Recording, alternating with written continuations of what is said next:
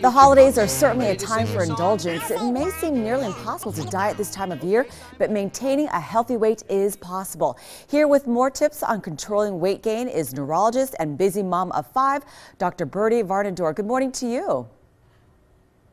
Good morning. Thanks for having me. As you know, this time of the year, people eat. It's so easy. You're always offered food, but it's hard to maintain your weight. But you say it is possible. How do we do that? Well, I recommend going into the holidays that you keep in mind that the holidays should be viewed as a series of special events, your office parties, your family gatherings. This is when you want to indulge.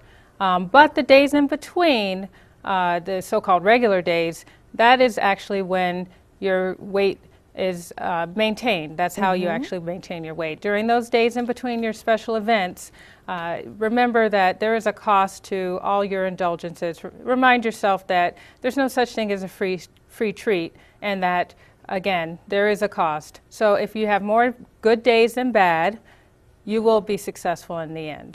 And what kind of foods would you recommend that we either eat before we go to a party or have around that satisfies our hunger?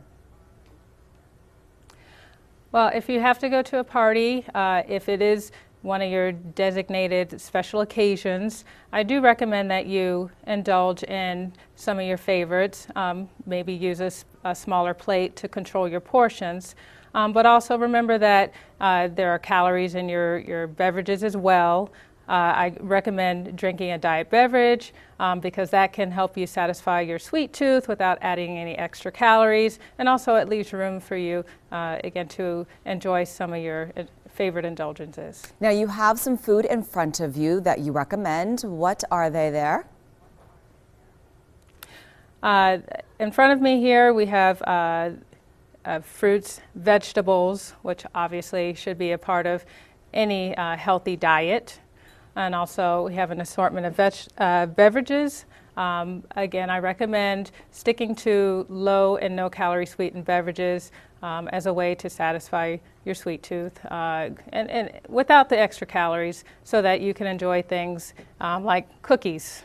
Right. You have to have some cookies at the end of the meal, so if you don't overdo it elsewhere, you can have your cookies and it won't make a difference.